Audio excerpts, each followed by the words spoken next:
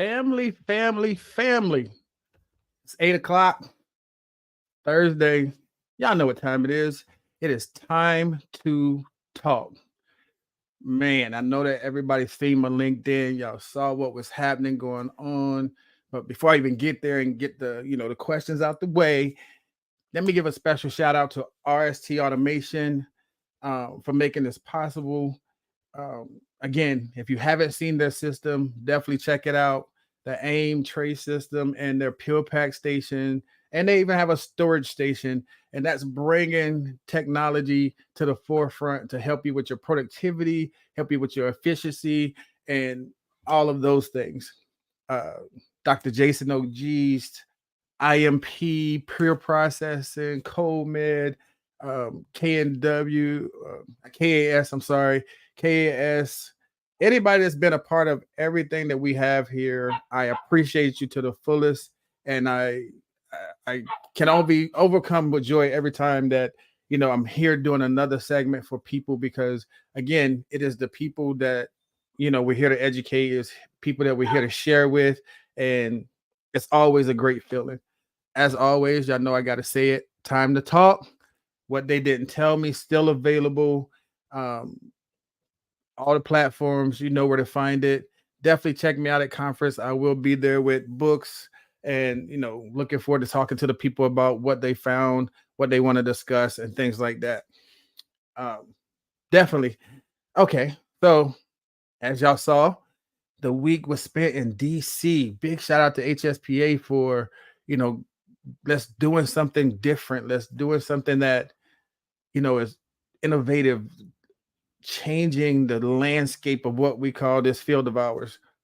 We were in DC talking to legislation about sterile processing. Can you grasp that for a second? Sterile processing. We're in the Capitol talking to representatives about sterile processing. It was surreal. It was one of those where you are actually there making a difference, educating, and getting the ear of the people that make decisions. I'm pretty sure there's going to be a lot more to come on that. But as you saw, there was pictures of us, there interacting with people and the board of directors. Big shout out to them, all my cohorts there that actually went in there. And I can honestly say that I've never been more prouder of the group for the information that they put out, for the representation that we had, and just the overall feel of how it went afterwards. It was a very positive, moving experience, and I was glad to be a part of it. Y'all know me, I always say it. So for this week, I was sitting back and I was thinking about even some of the stuff that was said in DC versus some of the requests I've had to come speak at places. Uh, I've been getting requests for the same speech because people have heard it other places and they were telling people about it. And I'm grateful for that. By the way, thank you if you're one of those people. But I've got a request to talk about employee burnout and employee engagement. And I'm not spoiling my speech by any means, but when you think about that and you think about what people are doing, we're out here going, hey, how can we do more with less? Not what you want to do by any means, but it is what's been happening because of the staffing shortages. It's just, why are we in those situations? How can we avoid those situations? Or how, now that we're in those situations, can we come back to a sense of normality? Right. And I've come to find out in talking to different people that sometimes you yourself don't even know that you're burnt out. So when I put up my post and I said, how are you? It was a real question. How are you? The manager, director, the frontline worker, your EVS staff. How are you? How are you coping with what's going on in the department? How are you coping with real life at that point? Because that's what we deal with, right? we come to work, but we always say, you know, you got to leave your issues at the door. Is that a real thing? Can somebody truly leave all their problems at the door? And if we're not noticing people are going through things, where does that put us? Because if we're operating on just pure adrenaline at that moment, pure muscle memory, we're just doing what we know that we need to be doing.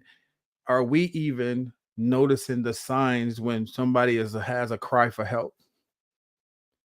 I wanted to talk about it a little bit more in detail of how we got there and how we can get out of that space.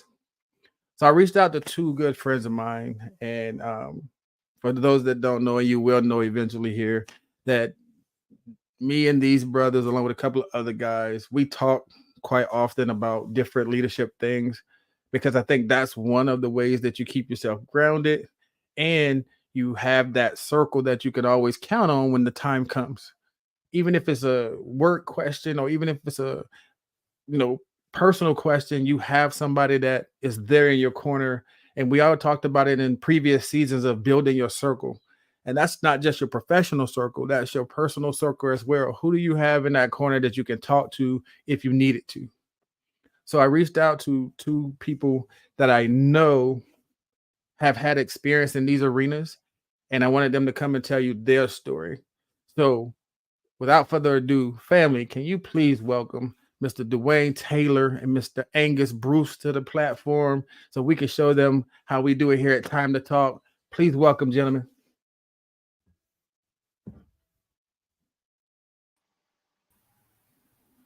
Sirs, how are you? Good. Hey, And Kenneth, yourself? how are you? Mr. Hey, Angus? you know how we doing Hey, over how here at you Time doing, to Dwayne? Talk. We came to bring the people together. It's been an exciting week with the DC trip and getting back to, you know, it's good to get away, but when you come back, the problems that you had when you left, they was there when you got back. Well, real quick, Mr. Kenneth, real quick, and let me just point out something that I observed here. So, you brought us in. I didn't hear no applause or anything. I need one of those applause machines or something. you know what? I apologize for that. I'm gonna get that added to my resume here. I'm gonna get some sound effects and Okay, take time all to right. talk to another level. I got you. But And just number know that two, people were clapping at home. okay, and number two, man, I'll be in Vegas. So, when can I get my autographed book? Mr. When you get Celebrity. to Vegas, I got you. Sir. Okay, You. all right, don't forget about me. I would not forget. Definitely, I know I will see you. I know I'll see Mr. Angus there. So we'll definitely link up, and I'll make sure you get that copy in your hands, All sir. right, appreciate it. Because Angus got his. I'm just saying. Oh, okay. Yeah, I I'm just feel saying. left out I here. got two. I See, share one with my manager. see, look, gentlemen. I know you very well. I know some people here may know you, but let me take a second just to let you introduce yourself. Angus, can you tell the people who don't know you about yourself, sir? Sure. My name is Angus Bruce. I am the enterprise director for Boston Children's Hospital.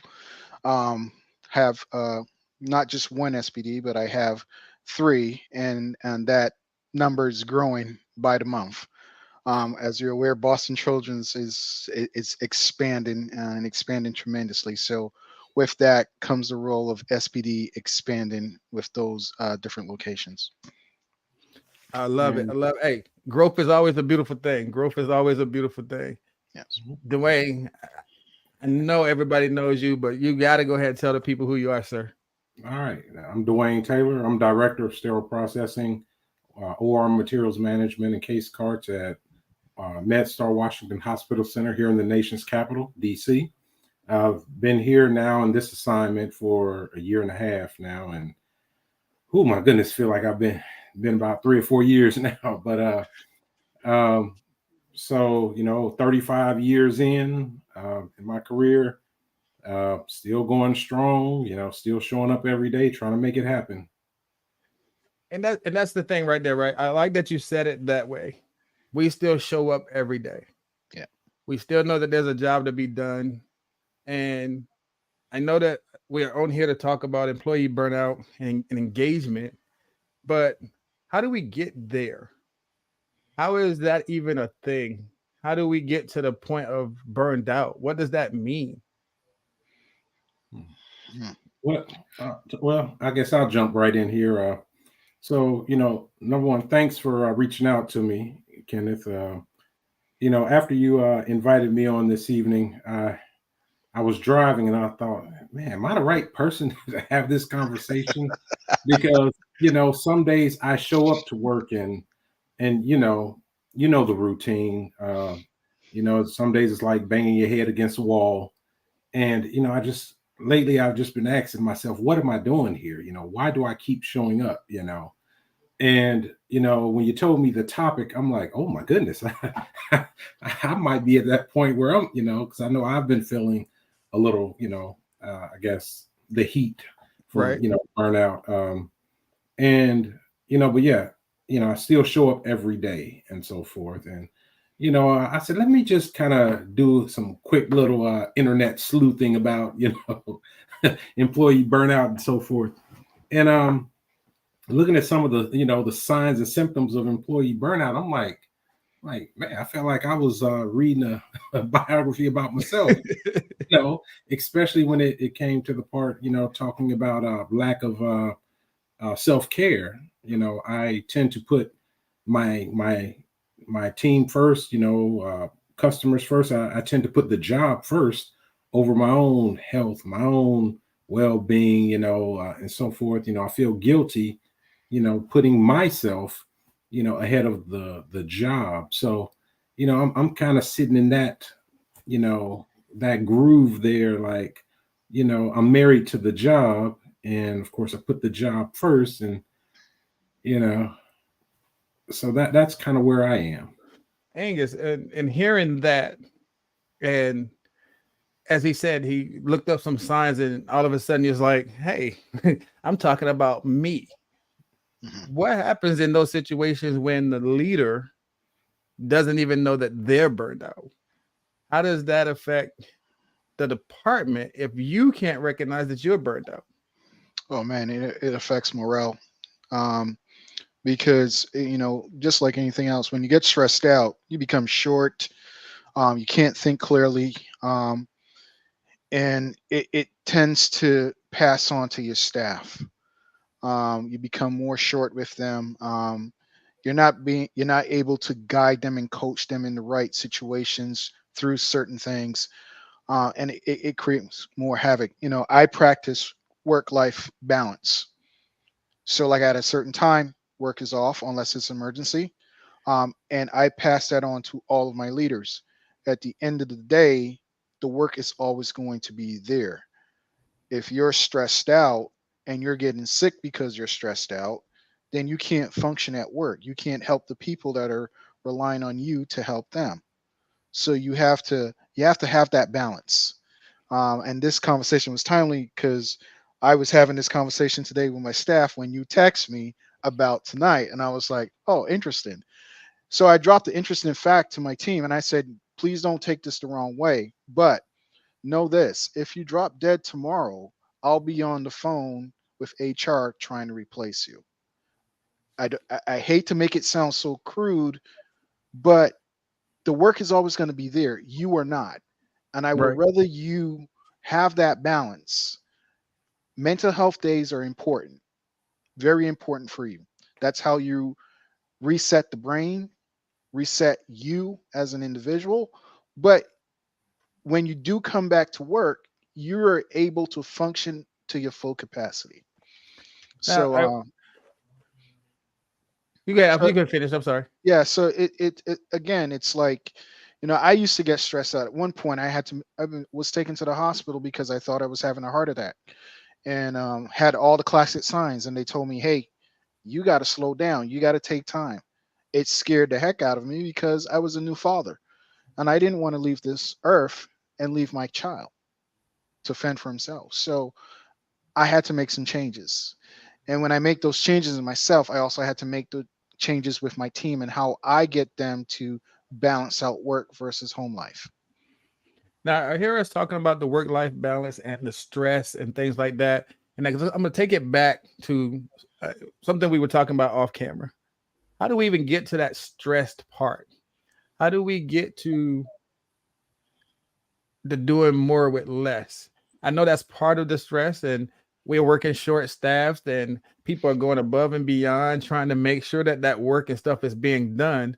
So how do we get from that state to a state of tranquility where we can enjoy work-life balance? If, as Dwayne said a little bit earlier, if you don't have trainers, if you don't have staff, if you don't have these things and you put yourself in these situations, how can we enjoy a work-life balance knowing that there is a patient that's going to be needing us to do our job correctly? So there's one thing that we sterile processing leaders need to remember. And again, it just hit me one day. I was in the shower. I don't know why. I have my best thinking when I'm getting hit with hot water. But so I'm in the shower, and it just hit me that I'm like, why is my phone always ringing? Why, emails just constantly coming through all times of the evening, night, and so forth. And it's everyone needs my attention. Everyone needs an answer. Everyone needs me to respond. And I thought about it. So think about us leaders. There's only one of us in the hospital, in the health system, or whatever. There's only one of us. Now, you may have dozens or, 80, 90 techs, but there's only one leader.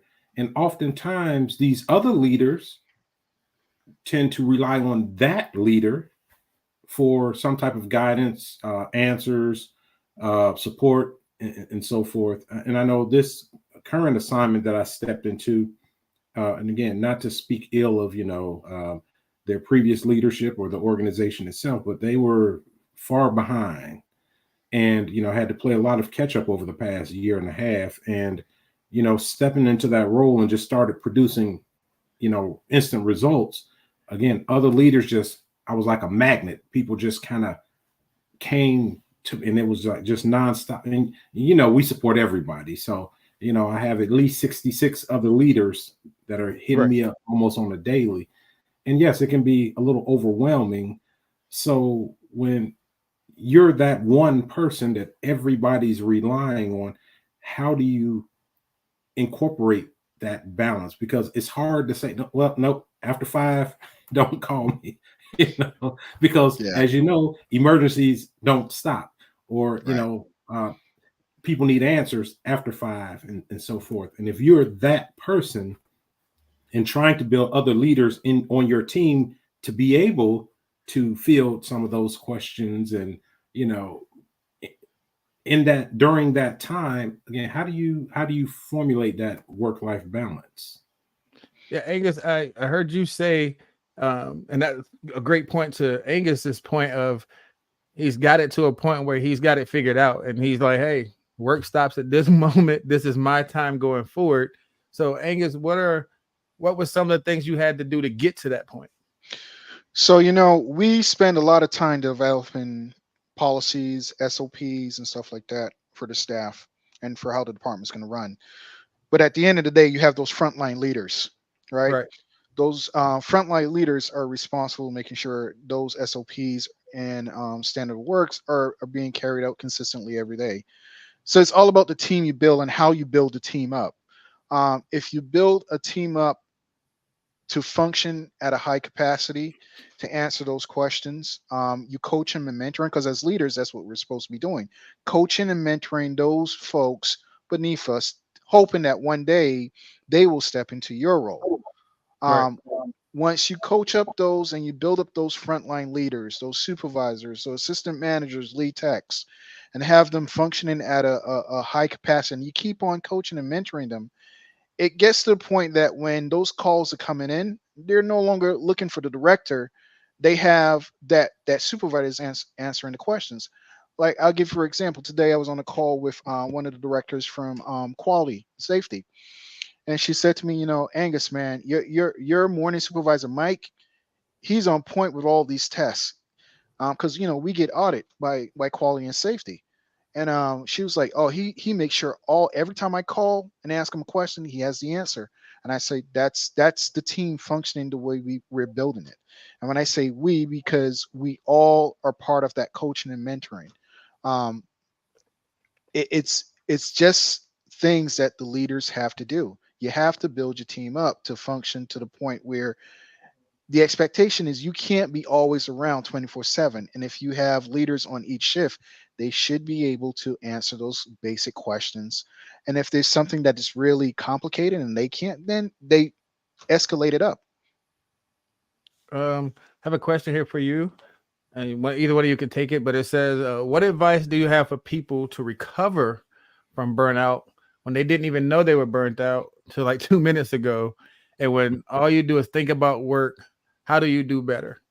Because you had, like Dwayne was saying, you could leave work and think you're leaving work behind, but if your phone is constantly going off, the emails are steady dinging, and you're still in that constant demand, it's not sounding like burnout to you because you're just working. Mhm. But what do you do how do you recover from that? Dwayne, you want to take that one or you want me to?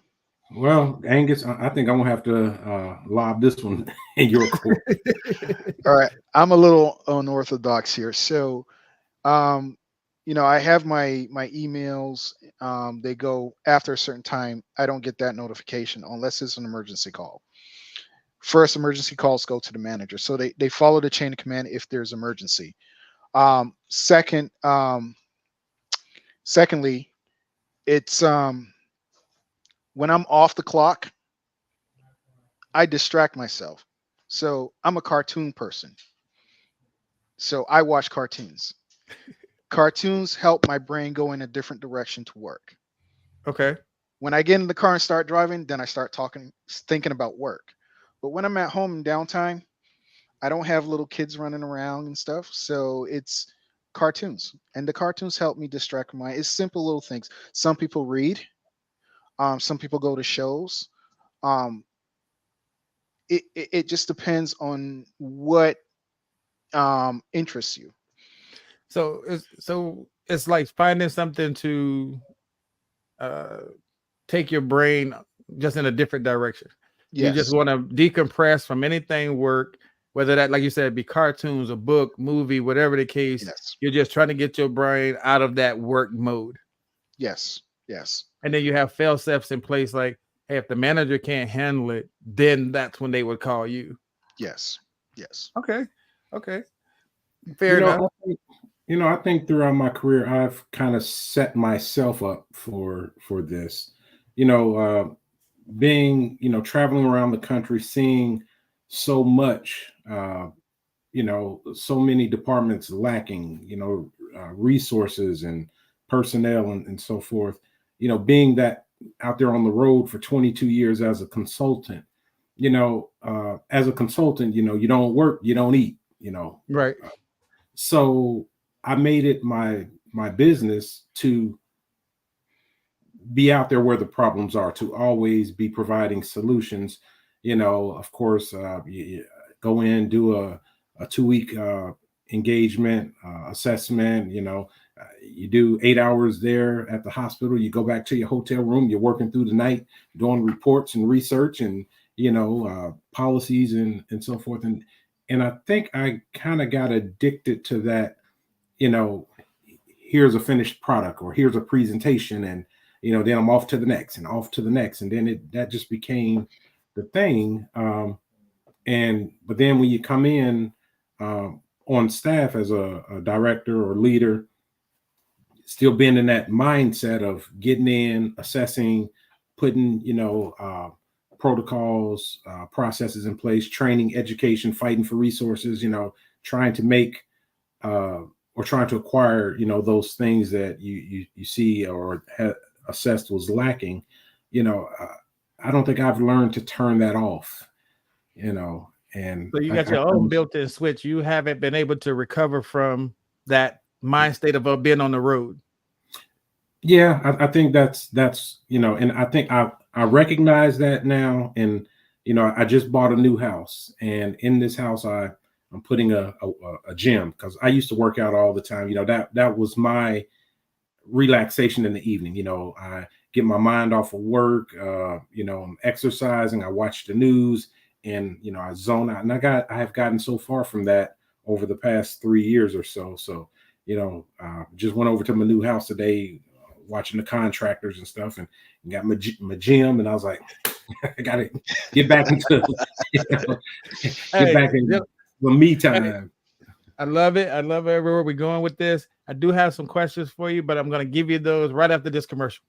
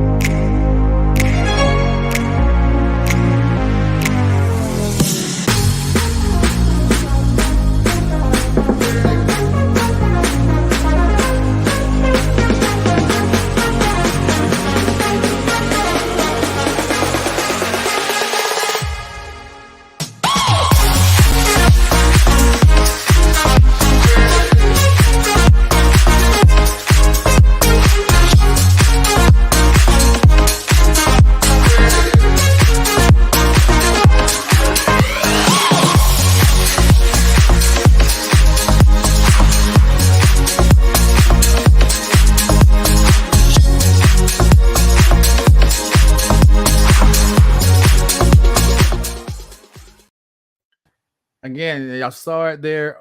RST Automation. If you don't know them, check them out and let's see how they can help your departments.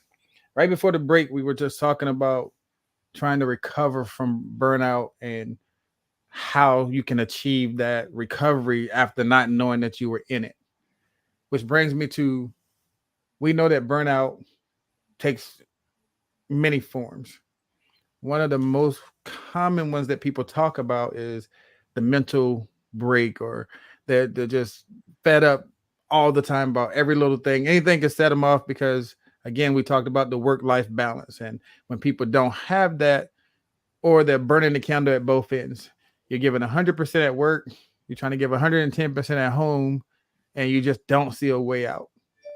How can organizations create that culture that encourages that open dialogue about mental health and well-being so that we can prevent unrecognized signs of burnout?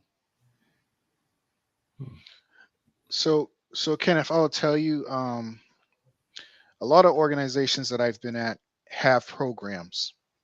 They have a lot of EAP programs. They have other programs for the employee, to help with well-being and stuff like that. The problem is not the accessibility. It is the individuals saying, oh, I have a problem, let me tap into this resource. I would tell you, I've offered resources to employees that I've seen struggling. No one else can see it, but I can see it. And I offered it to them. And I say, hey, reach out. They can help you. Trust me. They have resources. No matter what you got going on, they have something that will help you. They won't do it. They won't say, hey, I have a problem, let me get some help. So piggybacking off of what Angus just said, you know, I get exactly what you're saying there, Angus, but, you know, oftentimes, and again, myself included, people don't realize sometimes that they're burnt out. So, like I said, it took me actually reading and doing a little bit of research to, you know, I'm looking at the signs like exhaustion and, you know, constantly feeling overwhelmed, you know, physical symptoms like, you know, chronic headaches and fatigue, anger and irritability, you know, distancing yourself from the work, you know, nervousness or feeling uncertain, low motivation, sadness, difficulty concentrating. And I'm like, I thought all this was because of the last time I had COVID. Like man, what is going on here? But, you know, now, you know, that I'm like, maybe I need to take advantage of my organization's, you know, EAP program and, you know, just kind of do a checkup on myself, you know, see where I am, you know, kind of, you know, like Kenneth said, you know, how are you doing? And I know personally, I don't ask myself that. I do round with Right. my staff, and I ask my staff. And I do have a pretty good leader. He's probably the best leader that I've ever worked for in my career, and he checks in with me. But of course, he asks me that question. How are you doing? And I tell him, hey man, you gonna have to talk to me from the edge this week, or but I never saw it as burnout and so Right. forth. I told him, I was like, Mike, I haven't had a vacation in 5 years. I need to take some time. And he's like, whenever you want, and I always find some excuse not to take one. But I think, yeah, I really need to do some self-care here. I'm gonna piggyback off of that, but I didn't want to forget the people that are in the comments. I saw a bunch of comments pop up. I wanted to say thank you to Rebecca. I saw Lamont in there. I saw Vanessa in there. And if those comments come back up, I'll make sure that we get them. But I know that they were going back to some of the other points you had. Lamont was I'll read it when it comes back up, but he was going off of what you had said about how do you distract yourself? Like, what is your passion? Like, do you like music? Do you like sports? Do you like, as Angus said, reading, or any of those things can help you distract yourself, but you have to find your own inner passion for that. So that's an important one, because as Dwayne said, when you get that tunnel vision, it's work, work, work, work, work. And even though he's talking about this gym, I know that he's looking at the house like, man, I got to do more work. Because we think like that, right? We think like that, like you want something, oh, I got to work harder to do this. Not knowing, like I said, until you started reading the signs, is that, oh, I may be burnt out. But how do you help that person if you don't know that you are? And that's where I wanted to go with that question is, we know that we ask those questions. I have a great leader now too, who does ask that question. Like for his rounding, he'll come up to you like, how are you doing? What can I help you with? Do you need anything? And he's very observant as to what's happening with his leadership team. But didn't always have that. So when you have somebody that's asking you that question, and now you're like, oh, am I okay? Are you burning the candle at both ends? Are you doing too much? And I can say this, and Angus will laugh at me, but I used to say that Angus had the most work-life balance ever, because I just call him, and every time I would call him, he's out playing darts. Like, I'm still at work, and he's out playing darts. What is happening right now? But you find that thing that makes you relax, that makes you not think about work, because I can guarantee you're not thinking about work if you're in the middle of a competition. You're trying to do your thing, so you're not thinking about work. But to Angus's point, we have the EAP, we have all these programs, and he's absolutely right. We can offer those programs, but what happens when people don't want to take advantage of them, or people don't come up and say, hey, I need that number or whatever? That's the part I was asking. Like, how as an organization can we encourage that open dialogue to say that it's okay not to be okay? Like, people think it's taboo to take time off because, it's short staffed. I need to be here for Dwayne. I need to be here for Angus because, hey, this work got to get done. Are we encouraging them to take the time off? Or are you like, hey, that's my best worker, I can't afford to let them go right now. I need that person. I need that person. Are we putting the undue stress on the person that's doing the work? Well, I encourage the time off. Yeah. Okay.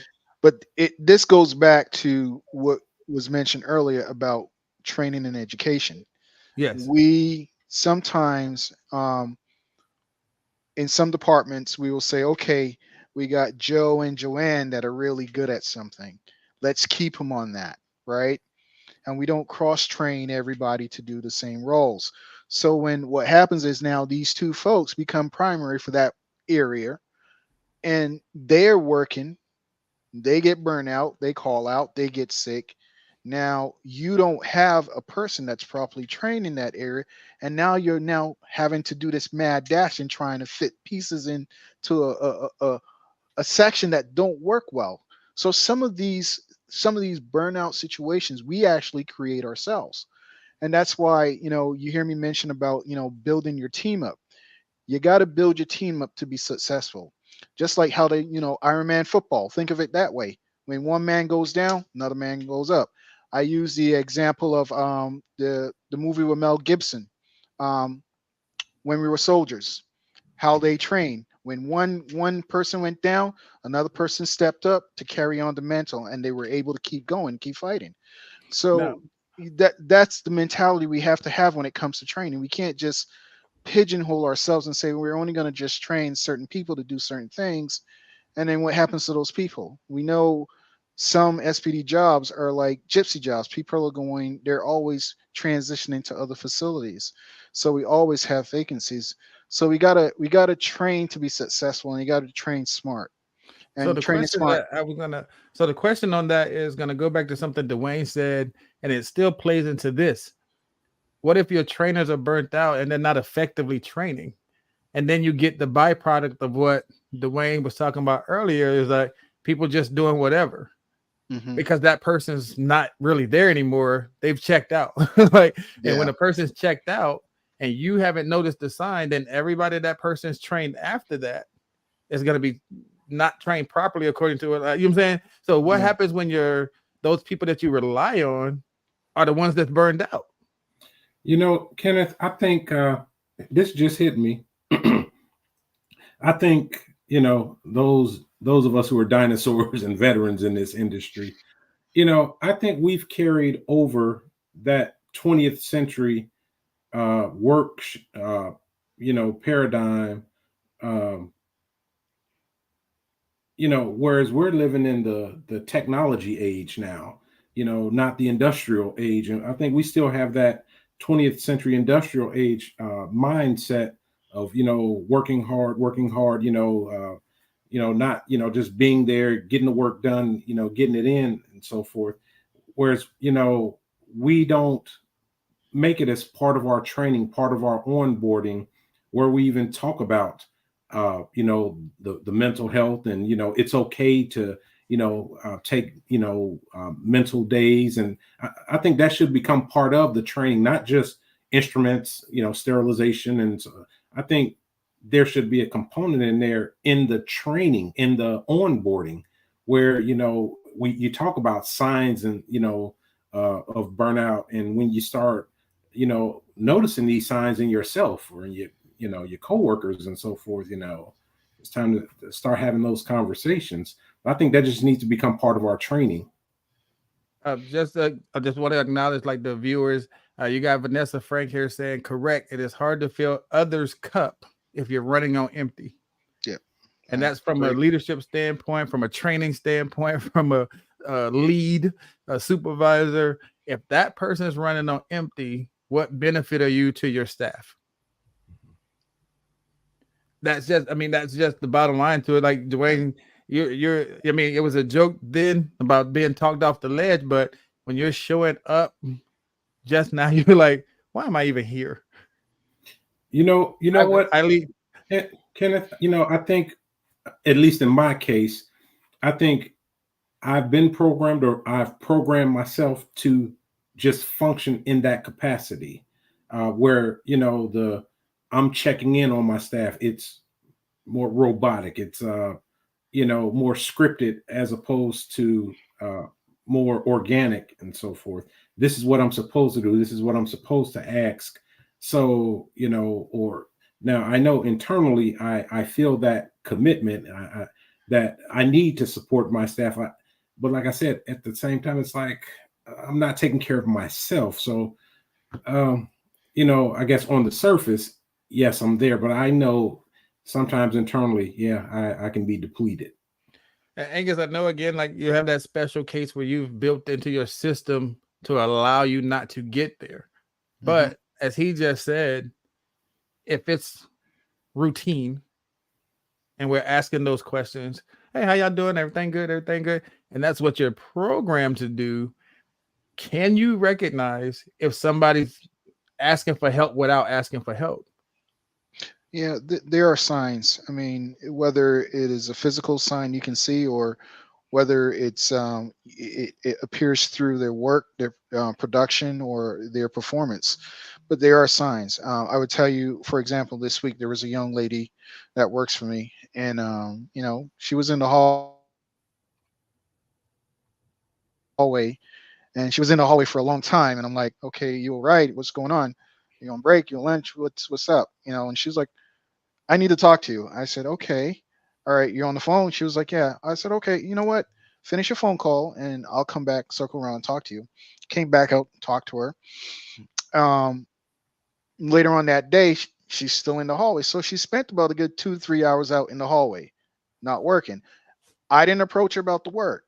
My concern was, what's going on with you? Are you okay? Okay. Um, so I saw her in the stairwell, just sitting on the stairs. Now, hospital stairwell, not a lot of people would just sit on the stairwell. Right. So there was something wrong with her. So I pulled her aside later on that afternoon when I was getting ready to walk down. I said, "Hey, let's see what we can do to get you some help." So I put her in touch with someone, and I told her, I said, "Look, you may not want to take my advice on this, but whatever it is that's bothering you, it's affecting you to the point where you're isolating, you're sitting in the stairwell by yourself, and anyone can see that there's a problem. If you need time off after you talk with these folks, come talk to me. We're gonna work something out." Now, Now now the in that question case, is, I would say in that case, that's an obvious sign. right, Like what Dwayne said earlier, fatigue, exhaustion, things that might not manifest itself so abruptly. Like you saw that person was struggling with something because they had the obvious physical, not on the station, in the hallway. But like what Dwayne was saying earlier, you get the exhaustion, fatigue, uh, decrease in productivity, or even down to like the abscesses. There are things that are there, but you may not know that's what it is because they're not talking to you. right, That's the ones I'm talking about. The ones that don't come forward and say, "Hey, it's me. I have an issue." yeah, But they come in there every day and just trying to do stuff, and it might have been your best worker at one point, but you see that slow decline. Like they used to knock out 30 trades, today they only did 15, and you're like, "Wait, what's going on here?" Like, but you can see some of that, but maybe it's just that person's tired. Maybe that person is at burnout. But what about the signs that don't scream, "Help me"? Well, like I said, I've told everyone they have to practice work life balance, and I constantly repeat it, even at our monthly staff meetings. I tell them there's a reason why you gather PTO. Okay, there's a Okay. reason why you get PTO, earn time, ETS, whatever you want to call it. That's for you to take time off to spend, do whatever with yourself or your family. Right. So use it. That's why it's there, but make sure we use it in a way where it's constructive, but you're coming back refreshed.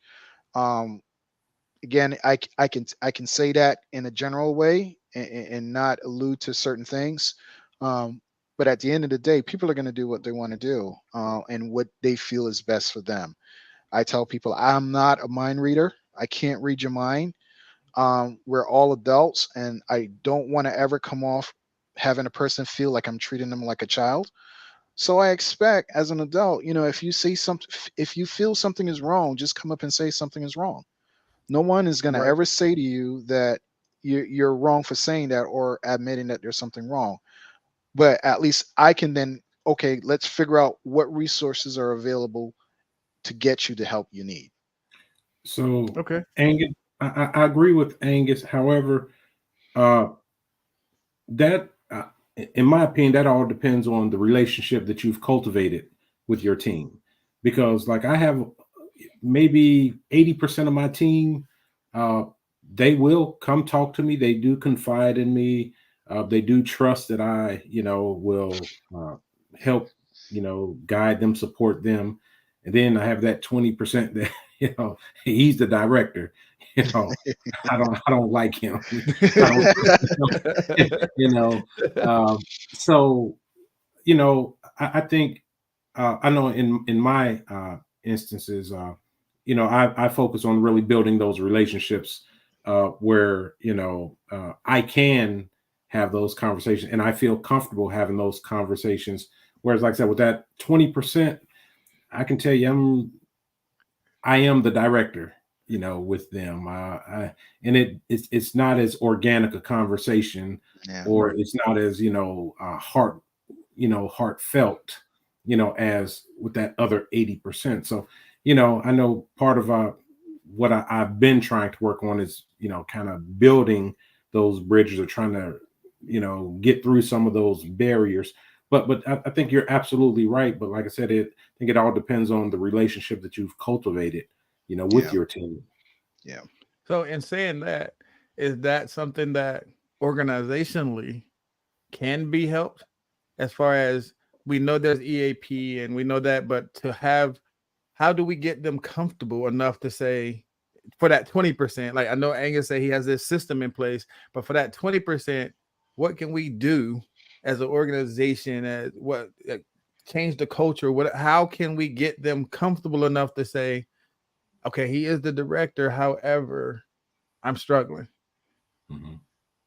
and want them to come to your office and talk to you? Is there something that can be universally done? For there may be somebody listening that's saying, hey, that's me. I don't know how to go talk to my director.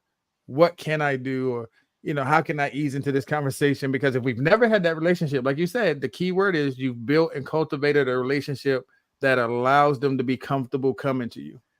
So I think it goes back to when I said I think we need to change that 20th century mindset and actually start incorporating this mindfulness and or this well-being into our onboarding and training. Um, and because that mindset, that 20th century mindset, no, you come to work, you work, you don't take time off. Some of us still have that mindset that if you Right. take time off, or you say I'm feeling, that's like a sign of weakness and so forth. So I think it's all about just from day one making that a part of training, your well-being, mindfulness, letting people know, yeah, we all know stress comes with this job. Right. Uh, Again, just preparing people, yes, you get PTO, yes, you get time off. Please use that time off. Use the EAP program when things are getting overwhelmed. Again, yes, come to your leaders. Again, you have to build those relationships. You have to put those resources out there. And I just think, like I said, you have to, from day one, make that a part of the training. Yeah, you Yeah. have a comment here where Rebecca is saying, I think that showing up every day shows the person isn't going to give up and that they want to be there to make everything work. And again, that's part of them. They actually showing up and, showing that they're there for the department, wanting to be there. And sometimes it is a struggle for them to be there, but they're there. Lamont says, I had a boss that would have one-on-one meetings with individual staff members to establish that open conversations, just to check in and say, how are you doing? So Lamont, that is something that I require my supervisors to do every month. They Mhm. have to round with each of their team members uh, at least once a month. 12 times a year at least. The manager has to round with the each staff member at least once a quarter, and I check in about every quarter as well. Well, actually, you may as well say I do a little more off. People tend to seek me out. I'm like, okay, I'm going to go ahead and make this your official rounding. But but we do have a system in place where it's structured, where we get that that scheduled face-to-face time. In the beginning of the conversation, it is scripted. There are some basic questions that we ask, and then we turn the floor over, to them. And again, that time is theirs. It's scheduled. If they want to sit there for 30 minutes and not say anything, then that's their time. We schedule time for them. They have an open forum to do so. Yes. If they need to say something, they have the time to do it. Yes, exactly. Angus, I'm gonna have you take this one because I am curious to your answer as well. Rebecca's asking, any advice on building back relationships with staff constructively? I mean, it's you have that 80/20 in most departments, and most departments have cliques. The one thing that I would say is, you just let them know you're there to support them. You show up, you walk through, you have conversations, be genuine with them, um, asking them how they're doing. You build that relationship. If they have, if the mom's still around, the dad's around, you ask them how their family doing, how they doing, those types of things. Let them see that you genuinely care about how they're doing as the individual. Don't let work be the first thing that comes out of your mouth as the leader to the employee, because then it just gives that negative tone. So you always want to, the individual first, and then later on in the conversation, then you talk about work. I think the key word in that is that genuine part, right? Yeah, you got to So be people can genuine. tell when Yeah, it's not. yeah, they People can can tell, definitely tell when it's not. and they will call you out on it too. So it's it's you just have to be genuine. I told someone the other day, part of my leadership team, you got to show a little empathy. And she was like, well, I am, I do. I said, no, you don't. You think about how you were saying it. If you say it to me the way you said it to this person, I'm going to say you're being fake. So Okay. you really gotta, you really gotta mean what you say, and really show it. So she says noted, and she's gonna work on it, and that's good. That's all I wanted you to do, is try to work on that piece. All right, I want to switch gears real quick because I want to just briefly get this part in because it is a byproduct of everything we talked about. So you're getting your staff that work-life balance. You're getting the department turned around, and you're taking time off yourself. The staff is taking time off. Everything is going in the right direction. How, and this is for both of you, how are you showing them that appreciation and that staff engagement?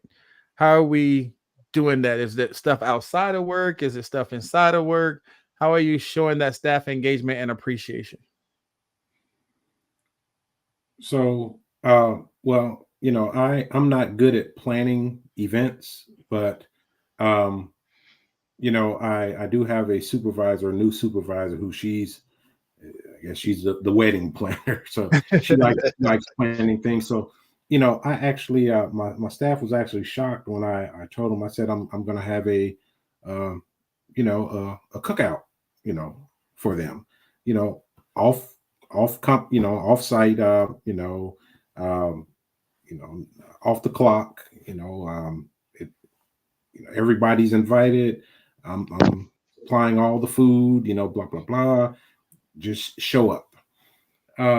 And the first time we had one, the people were just kind of like, "Is he serious?" And I had maybe out of 75 people, maybe 27 or 28 showed up. And then again, word spread. They had fun. We played games, and the second one I had a little over half, of the team showed up, and now people are bugging the crap out of me. Because I bought this new house and it has a pool, and now you should have a pool party, open house, or housewarming, and so I guess in June or something like that, I'm gonna have a housewarming pool party, for my staff. So again, to show, I said we work hard, we're gonna play hard. I do want to show my appreciation for the hard work you all do. And again, I'm at the grill. I'm serving them. I'm cooking for them. I'm providing for them. And my other leaders, the supervisors, they jump in, and we serve the staff. We take care of the staff, and they really enjoy themselves and so forth. So Okay. yeah, they're looking forward to another outing. Another thing I did just recently, I think in February, I took my leadership team, my supervisors and their wives and husbands, out to dinner at my expense. Of course, I got paid back by the hospital, but I took them out, and again, I let one of the supervisors choose. Yeah, no, don't let them choose. But Oh yeah. oh my goodness. So anyway, yeah, there was about I think there was about 22 of us that went out that night, and it was real nice. I mean, it was a very nice upscale restaurant. I mean, I don't eat at places like that, but we really had a good time, and they really um enjoyed just being together off the clock, and just being able to I guess have that bonding time where we didn't talk about work. We met each other's spouses, and just really got to, learn, some things about one another that we didn't know, and just really kind of tighten that bond, or help connect some of the dots. Oh, Okay. okay, I understand now. Okay. But just like I said, but like Angus said, being genuine, Right. not just checking the boxes, or whatever. Okay, yeah, yeah, I did this. No, but really being genuine, being interested in learning about people, being genuine about building relationships, and you can't go wrong. Angus, same question, sir. Sure. So I'm new in my role, almost shy of a year. So I have a new leadership team. So we're starting. We've started doing the cakes once a month for the birthday, regardless if you want to tell people your birthday or not. We've really encouraged the team to give each other kudos at the huddle. They also submit through the hospital system the Shining Star Awards, hence the reason why we're called BCH Shining Stars. Okay. Um, so we are also doing they do potlucks between themselves, and I tell them I'm not going to tell anybody what to do. I want them to be the ones engaged in doing this because they're doing it for each other. um, Me and my leadership team now, we just hired the last supervisor, so Okay. now we're talking about this summer doing a leadership outing, whether we're going to do airsoft or we're going to do paintball. I said, now you get a chance to shoot me, but just know I'm good at airsoft. So we're planning things, and but I don't want it to be driven by me. I want it to be driven by the team themselves because it shows that they're engaged and want to do this. So that's where we are, and that's what we're doing. And like I say, we've done some of the same. I actually took my team axe throwing, believe it or not. Nice. So yeah, we went. The big group went axe throwing, and it was crazy. I don't know. I got some people. I don't know if I would trust them with sharp edge tools. That's what So everybody said once I took them. I mean, that's what everybody said once we were there. But I was like, I don't know about off book. I don't know about drinks and axes being a good mix for anybody. But it did strengthen them. It was a great time, and like Dwayne said, it's that not talking about work. yeah, You get to see people in their natural environment, and you get to, like he said, you get to learn a little bit about each other when you're out. And it's just one of those things that it changes the complexity of the team when you're like, oh, he's not all that. He's not always that way.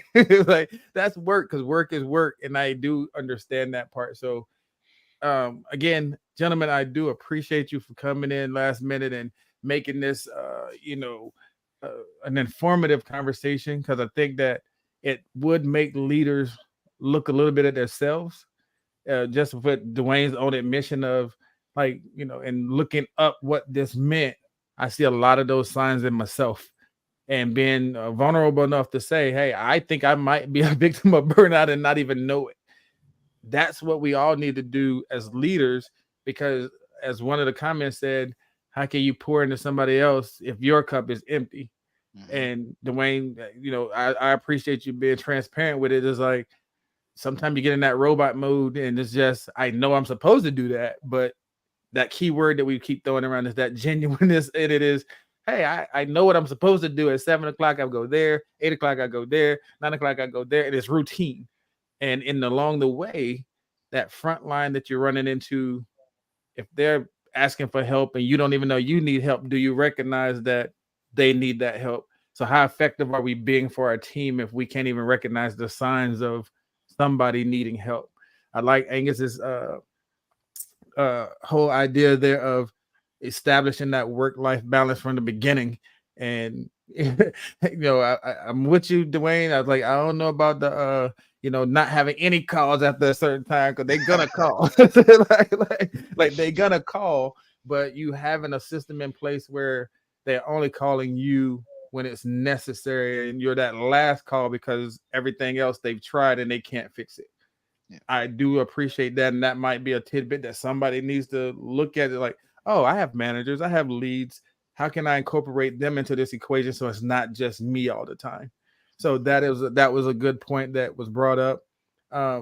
Overall, family, I just need y'all to think about a lot of the things that were said today and encourage you have that open dialogue. Dwayne said he has the time set aside. If the person wants to sit there and stare at you for 30 minutes, so be it, but you've given them the platform to be able to talk about things if they need it. Angus talked about encouraging people to take time off. He talked about, hey, no, that's what the EP time is for. I mean, if you can't take it with you, I mean, I know people can cash it out, but why, when you can use it to take that time off for your family, for yourself, and refresh? And sometimes it is that stepping away from the job that, hey, just for a day or two, you come back refreshed and you realize that I was headed toward burnout, didn't get there because I was able to do certain things that mitigated it happening to me. Dwayne, I know you got your gym coming, so I know you're gonna, get back in that mindset, and as you said, that industrial mindset. And if we think about that as we move forward with our teams, and are we pushing without realizing our why? Are you okay? How are you? Just a simple phrase, but it means so much more when you think about the root of it. How are you doing truly? And I'm not talking about your departments. I'm not talking about your productivity. I'm not talking about any of that. How are you, the person, doing? Once we can get that question answered honestly, whether it be through open dialogue. I know at our facility, they use a platform called Standout. You can type your message in as a part of your check-in, and that you and the director have an open conversation that way. Are you reaching out because you need the help? Can we recognize the signs of help? And if we make all that happen, can we have a pool party? Can we go out and get paintball to death? like, can we do some of these things that bring the liveliness back to your departments? These are all things we want you to think about. I thank Dwayne. I thank Angus for coming through and having this meaningful conversation, because it was one of those things that we're all dealing with the same things. We know that there's short staffness out there. We know that we got travelers. We know that all of these things are happening, but at the base of it all, we have to take care of each other. And gentlemen, I appreciate you for coming through and sharing your insights. Vegas, let's do it again. Dwayne, I have a book for you, so I got you. I'll be there with a book, guaranteed. I got you. Holding you to that. I know I'm a little bit over my time, but Dwayne, any last words for the people, sir? Again, I'm just going to repeat what Angus said. Just be genuine. Be genuine with your staff, and again, assess yourself. Again, just take a few moments, assess yourself. If you don't know what the signs and symptoms of burnout, again, Google it'll tell you what the signs and symptoms are. And if you recognize, that you may be, on the cusp of burnout or in the midst of burnout, again, utilize the resources, that your facility offers. Again, there's no shame in saying, hey, I need to talk to someone. Again, take care of yourself. Angus, any last words, sir, for the people? No, I think Dwayne said it all. Again, family. Yeah, I appreciate y'all. Thank you for tuning in. Family, as I always say, next week, same time. Let's do it again. Let's talk about it. Gentlemen, thank you so much for coming. I appreciate you both, and I'll see y'all both soon. All right. Thank y'all. All right. Bye, man.